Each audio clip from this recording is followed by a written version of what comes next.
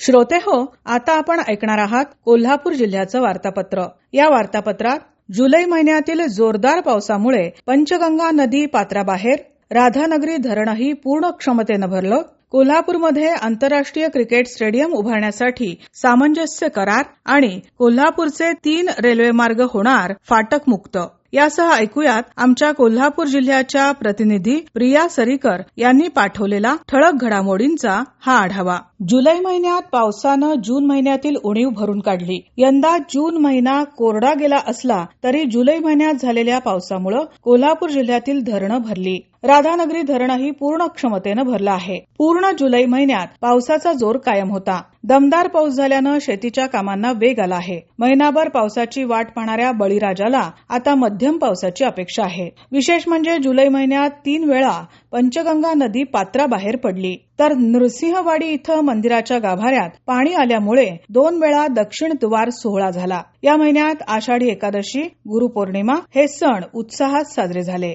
मुख्यमंत्री देवेंद्र फडणवीस आणि उपमुख्यमंत्री सुनेत्रा पवार यांच्या उपस्थितीत कोल्हापूर आंतरराष्ट्रीय क्रिकेट स्टेडियमसाठी सामंजस्य करार करण्यात आला। मुंबईत मंत्रालयामध्ये हा करार झाला। कोल्हापूर जिल्हा क्रिकेट असोसिएशन आणि राज्य सरकारच्या क्रीडा विभागात हा सामंजस्य करार करण्यात आला। या करारामुळे भविष्यातील खेळाडूंना जागतिक दर्जाच्या सुविधा उपलब्ध होणार आहेत। जागतिक दर्जाच्या सुविधा ही संकल्पना केवळ क्रिकेटपुरती मर्यादित न राहता मल्टी स्पोर्ट्स हब म्हणून विकसित करण्यात येणार आहे। बॉक्सिंग, जुडो, आर्चरी, कुस्ती, जलतरण, टेबल टेनिस, फेन्सिंग आदी खेळांसाठी अत्याधुनिक सुविधाही या ठिकाणी निर्माण करण्यात येतील। तसंच क्रिकेट म्युझियम उभारण्यात येणार असून स्थानिकांना रोजगाराच्या नव्या संधीही उपलब्ध होणार आहेत। कोल्हापूरचे 3 रेल्वे मार्ग फाटक मुक्त होणार आहेत। मुख्यमंत्री देवेंद्र फडणवीस यांच्या अध्यक्षतेखाली झालेल्या महाराष्ट्र रेल्वे पायाभूत सुविधा विकास महामंडळाच्या उच्चस्तरीय बैठकीत संपूर्ण राज्याला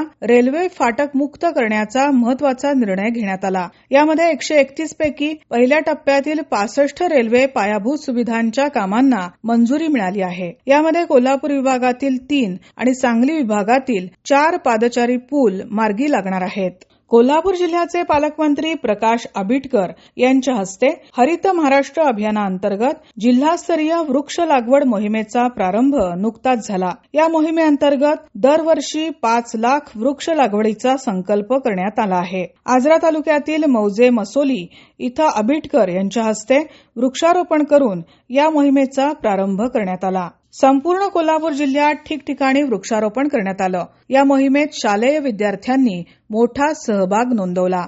लाखो भाविकांचं श्रद्धास्थान असलेल्या कोल्हापूर जिल्ह्यातील आदमापूर येथील संत सद्गुरू श्री बाळूमामा देवालय ट्रस्टमध्ये 61 कोटी 74 लाख रुपयांचा गैरव्यवहार झाल्याचं उघड झालं आहे। मार्च 2020 ते 2026 या कालावधीत घोटाळा झाल्याप्रकरणी भुदरगड पोलीस ठाण्यात ट्रस्टच्या तत्कालीन कार्याध्यक्ष रागिनी खडके आणि सचिव रावसाहेब कोणेकरी यांच्या विरोधात गुन्हा दाखल झाला आहे।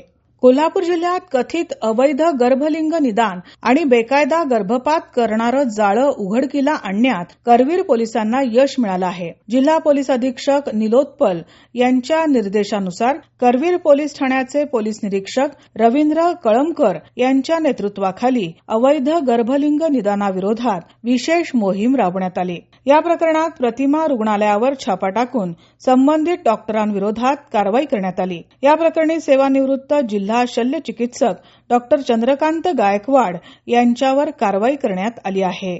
कोल्हापूर जिल्हा सहकारी दूध उत्पादक संघ म्हणजेच गोकुळ दूध संघाच्या भोवती जिल्ह्याचं राजकारण सातत्यानं फिरत असतं। गोकुळ दूध संघाच्या निवडणुकीची प्रक्रिया तातडीनं सुरू करावी असे आदेश कोल्हापूर सर्किट बेंचनं दिले आहेत। त्यामुळे निवडणूक प्रक्रिया गतिमान होणार अशी चिन्ह दिसू लागली आहेत। सर्वोच्च न्यायालयानं गोकुळ दूध संघाची निवडणूक 90 दिवसांच्या आत घेण्याचे स्पष्ट निर्देश दिलेले असतानाही शासनानं अद्याप कच्ची मतदार यादी प्रसिद्ध न केल्याबद्दल मुंबई उच्च न्यायालयाच्या कोल्हापूर खंडपीठानं तीव्र नाराजी व्यक्त केली केली आहे. तसंच शासन आणि दुग्ध विकास विभागाला निवडणूक प्रक्रिया तातडीनं सुरू करण्याचे आदेश दिले आहेत. तर श्रोते हो, हे होतं कोल्हापूर जिल्ह्याचं वार्तापत्र. आमच्या कोल्हापूर जिल्ह्याच्या प्रतिनिधी प्रिया सरीकर यांनी पाठवलेली माहिती आपण ऐकलीत. वाचन केलं होतं दीपा भंडारे यांनी. हा कार्यक्रम आकाशवाणी पुणे केंद्राच्या प्रादेशिक वृत्त विभागानं सादर केला.